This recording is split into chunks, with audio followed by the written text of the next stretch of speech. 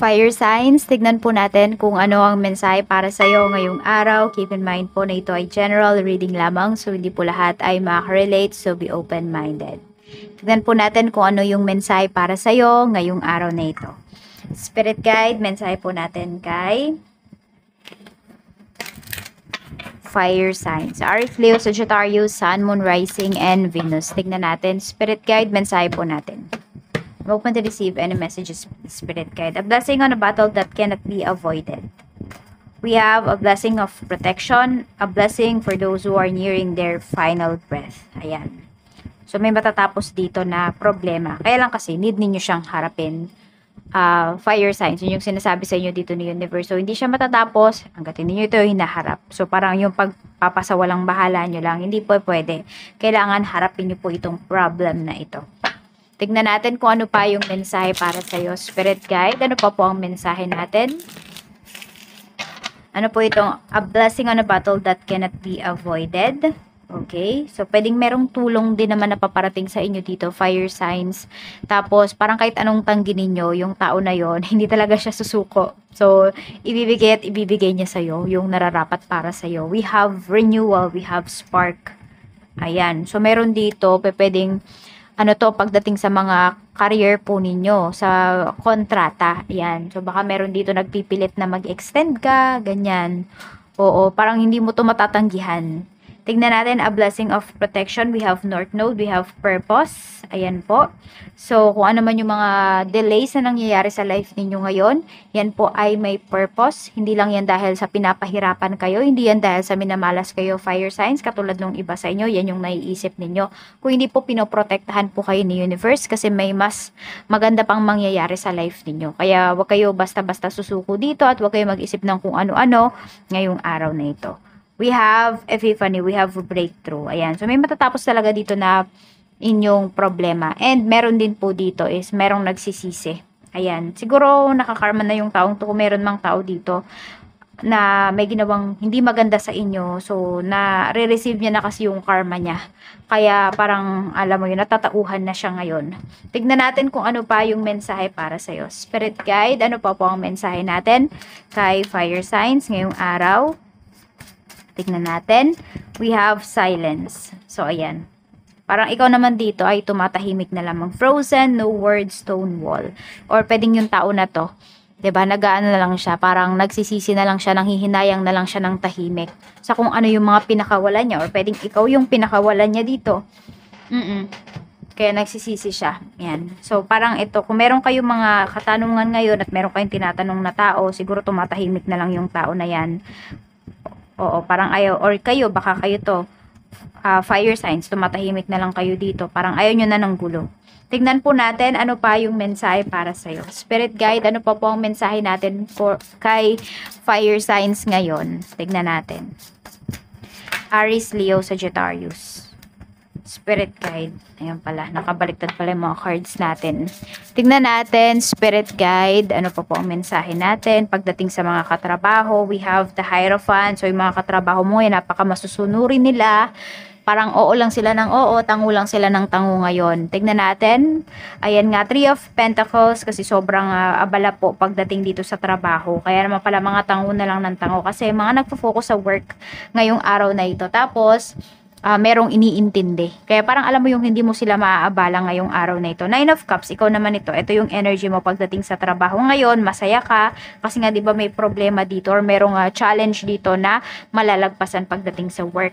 Tignan po natin pagdating naman sa negosyo. Kung meron po kayong negosyo, pwede kayong makaresonate dito. So, ito yung sales ninyo.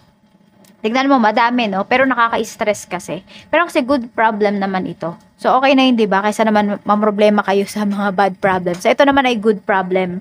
Ayan. So, pwedeng meron dito yung hahabol ng, hindi ko alam kung ingredients ba yan. Ayan. Basta parang may mga pahabol kayo dito na orders or meron kayong mga pahabol dito sa supplier ninyo. Ayan yung nakikita ko dito.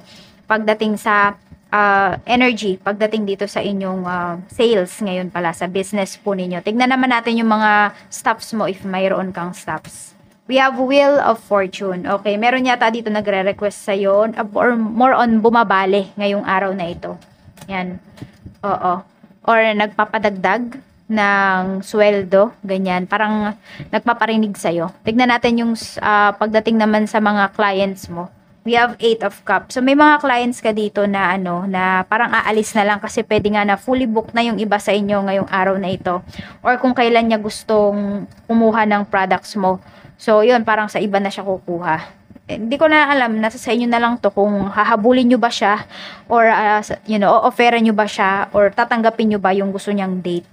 Ayan, kasi baka kayo naman yung ma-compromise dito. So, wag nyo masyadong stressin yung sarili ninyo, okay? Kasi ito, di ba, meron tayong 10 of Wands. Baka naman kasi kaya ito yung energy ninyo, kaya pahabol kayo ng pahabol sa customers, ay, hindi sa customers, sa supplier ninyo. Kasi nga, tanggap kayo ng tanggap dito ng mga pahabol naman na orders. Kaya, tignan nyo din. Sabi ko nga, baka makompromiso naman yung iba ninyong mga orders or yung inyong mga reservations. Tignan po natin, pagdating naman sa pera, we have the Fool, at mayroon tayo ditong Queen of Pentacles. So, tahimik ka lang talaga dito ngayon. Ikaw yung tumatahimik na to, fire signs. Tahimik ka lang, pero alam mo yung kakayahan mo. Alam mo yung kaperahan mo. At alam mo kung, ayan, kung saan mo to dadalhin, saan mo to gagamitin. So, hindi ka mabilis, sabi natin, hindi ka mabilis maloko ngayong araw na ito. Akala lang ng mga tao, ayan, parang tatawa-tawa ka lang dito, tango ka lang ng tango, ngiti ka lang ng ngiti, pero di nila alam is mayroon kang, ayan, meron kang ipon, may tinatago ka dito na pera. And ano kayo dito ha? Oo, less stress kayo pagdating sa pera ninyo ngayon. Tingnan po natin kung meron mga, sabi natin, family member mo na manghihingi ngayong araw na ito is mabibigyan mo talaga siya. Tignan natin, pwede rin, baka may na-receive na kayong pera dito. Ayan po.